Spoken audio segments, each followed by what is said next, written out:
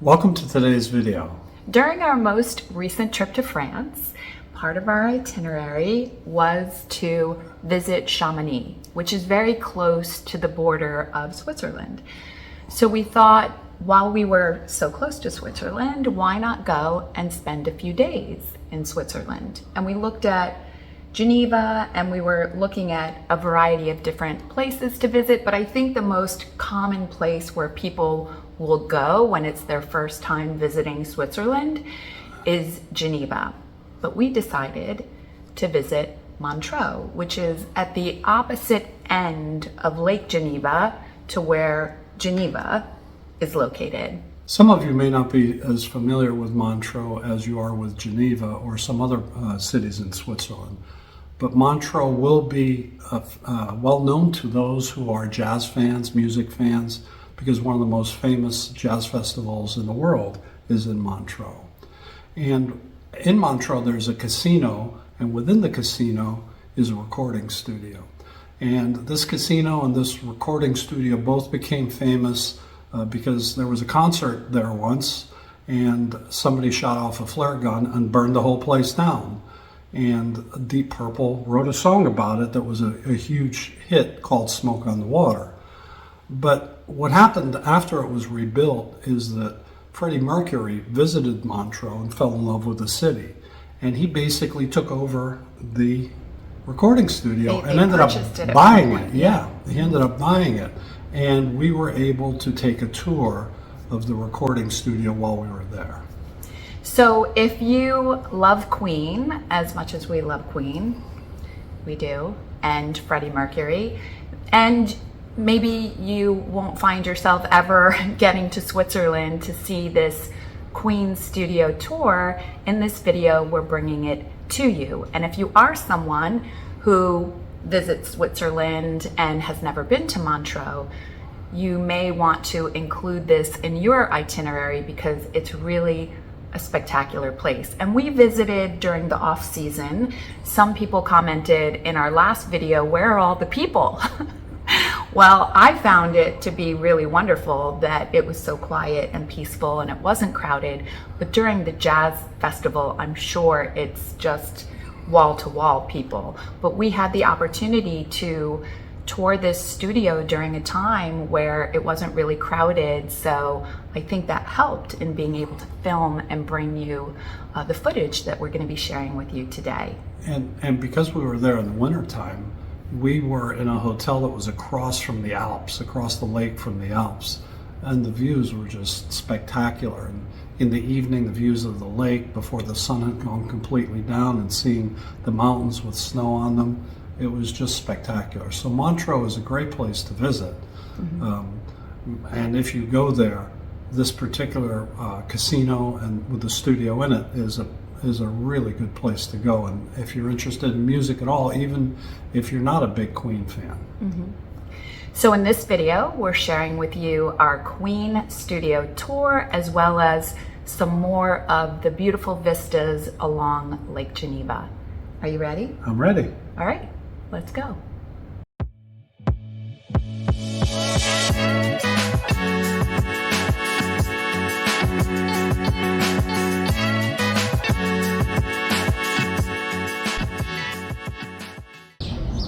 Welcome to the Queen Studio experience.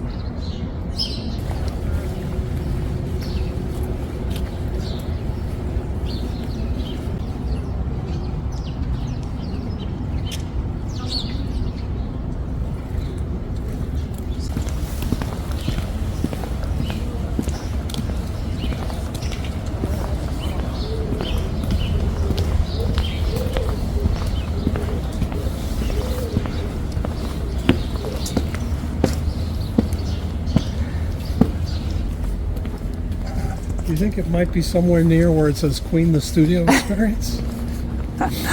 Yes.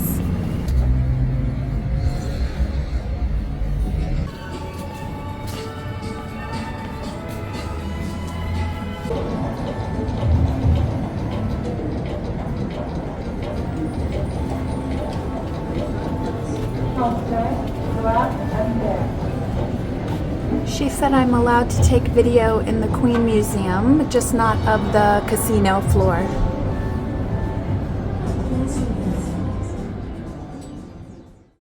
Here's the timeline of Queen's activities at Mountain Studios from July 1978 to December 2013. July 1978. Queen come to the studios for the first time to work on their 7th album, Jazz. March 1979.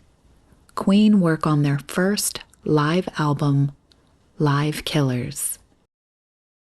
July 1979. Queen purchase Mountain Studios. February 1980. Roger Taylor works on his first solo album, Fun in Space. August 1981. Queen record Under Pressure with David Bowie. August 1981. Queen record new material for their Hot Space album. March 1983. Roger Taylor commences work on his second solo album, Strange Frontier. December 1985. Queen work on their album, A Kind of Magic. March 1987. Roger Taylor begins work on what will become the first The Cross album, Shove It. June 1987. Freddie Mercury works on his album, Barcelona. July 1988. Queen work on their album, The Miracle. September 1989. Roger Taylor and The Cross work on their album, Mad, Bad, and Dangerous to Know. November 1989. Queen work on their album, Innuendo. January 1991. Queen commence recording sessions for their 15th album, Made in Heaven. May 1991. Freddie Mercury records his vocals for Mother Love. It is the last song he records. June 1991. Brian May works on his first solo album, Back to the Light. February 1993. Queen conclude the sale of Mountain Studios to David Richards. August 1995. Queen conclude work on their last album, Made in Heaven. December 2013. Queen, the studio experience, opens in Montreux. Hall C. If you look over the balcony, you'll see the main casino hall, which of course we were not able to film. This was originally built for events and concerts, including every Montreux Jazz Festival from 1975 until 1992. It could be divided with sliding walls into 3 separate halls, A, B, and C. Originally connected to Mountain Studios via permanent microphone cables and a temporary staircase, Hall C is where big recording projects would take place. It was a unique acoustic character, which you can hear very clearly in the amazing drum sounds on songs like Innuendo and Was It All Worth It?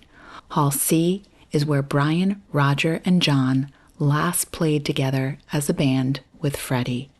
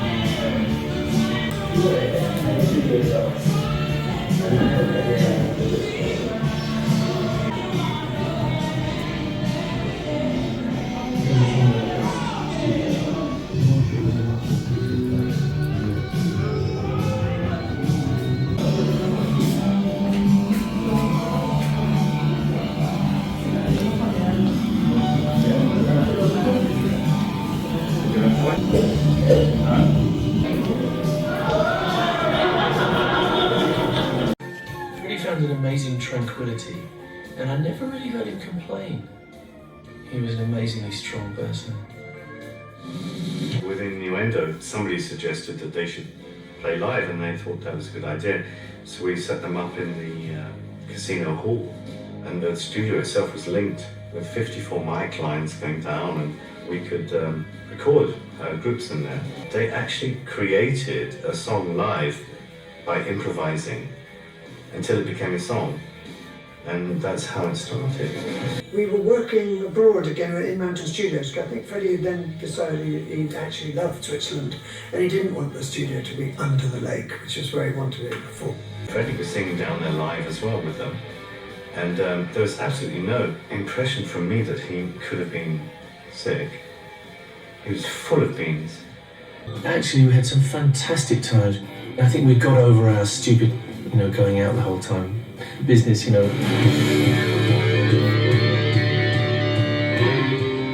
And we were a very close-knit group, like a family, and we would work in the studio until Freddie got very tired. We had recently signed a deal with Hollywood Records in America, and it was a major deal. Hollywood are owned by Disney.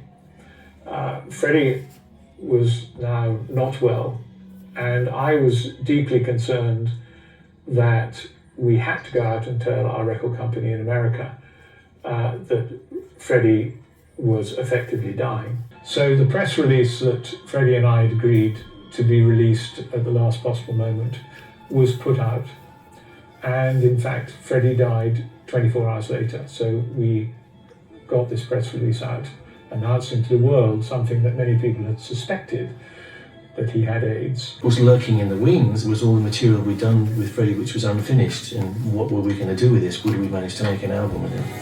Things like Winter's Tale really came out of that sort of desperately ill stage. They were made very much out of an awareness that Fred wasn't going to be around very long.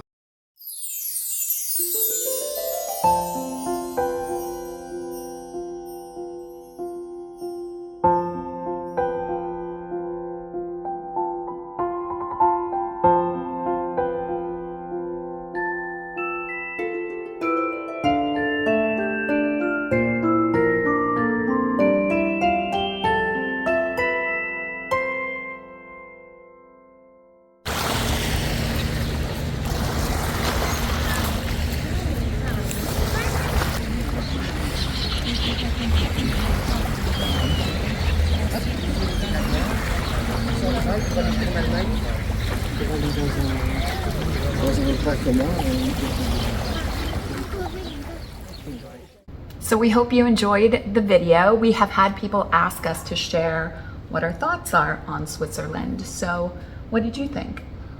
Well, I loved Montreux. Montreux is a very unique, sort of the kind of place where you have to have money to be able to go there, particularly if you go in season. We were out of season, it was a little less expensive, but things like clothing and food and things like that, if you go in a restaurant, they're very expensive.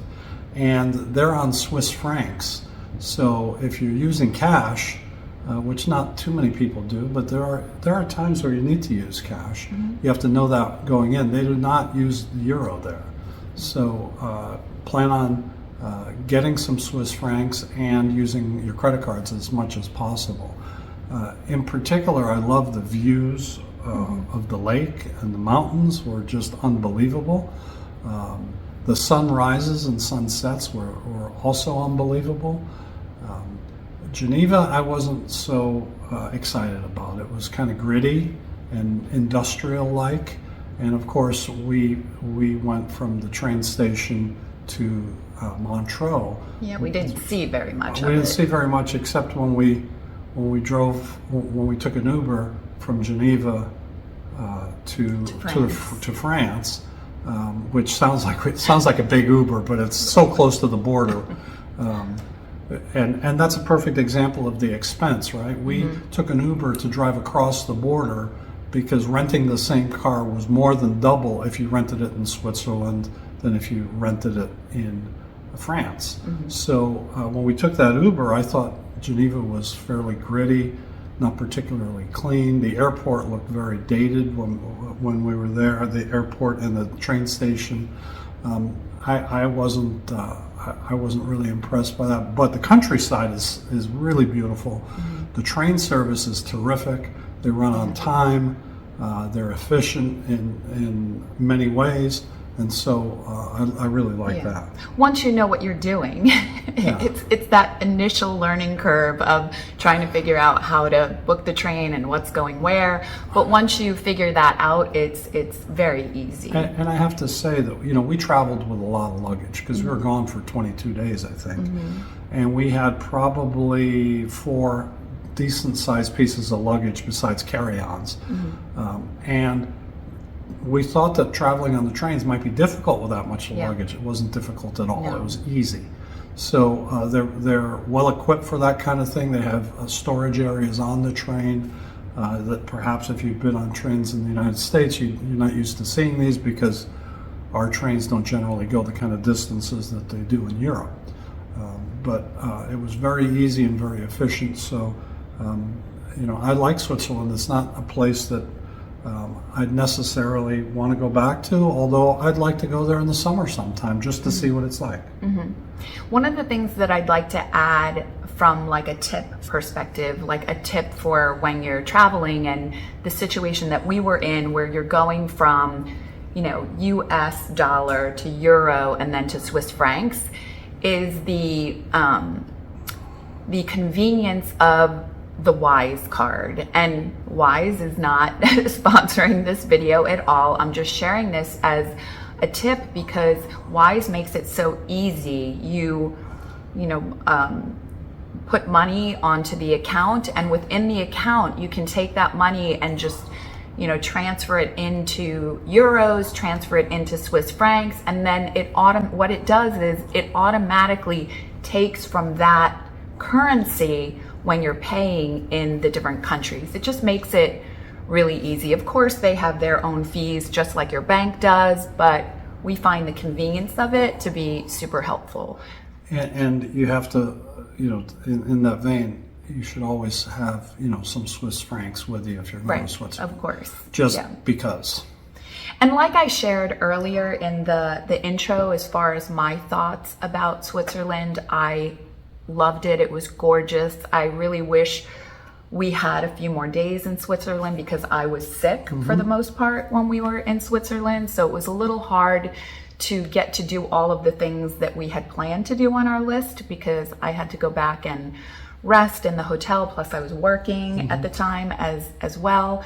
So I definitely would love to go back. As far as living there, I don't know. I think, like anywhere, we would have to spend some more time there, especially during those very touristy months where there's a lot of people there. Because although, like I said before, it was beautiful, not, the peace and quiet and not being crowded, I'm sure it's a much different experience during the jazz festival. I also think that it's so exclusive. Montreux specifically is so exclusive that it's one of those places that we're finding in the United States are happening now in the ski resorts, and this is not far from all the skiing, that the towns that the ski resorts are in are becoming not affordable for the people that work in the ski resorts. They're having to commute 50, 60 miles to go to work every day because that's how far they have to go to find something affordable. I have a feeling Montreux's that way too. Yeah, so what's up next? Well, I think next we're going to do Chamonix. Chamonix, yeah, we're going to share with you our footage of our time in Chamonix. So stay tuned for that, and thanks for watching. And please watch Chamonix because I think as spectacular as Montreux was, and we went from Montreux to Chamonix. Chamonix was more spectacular than that. Yeah. You know, Mont Blanc, Chamonix, the tallest mountain in Europe, and we went up near the top of it. It was spectacular. Yeah. So please be on the lookout for that video. Yeah. And again, thanks for watching. Thank we'll you. see you next time. Au revoir. Bye-bye.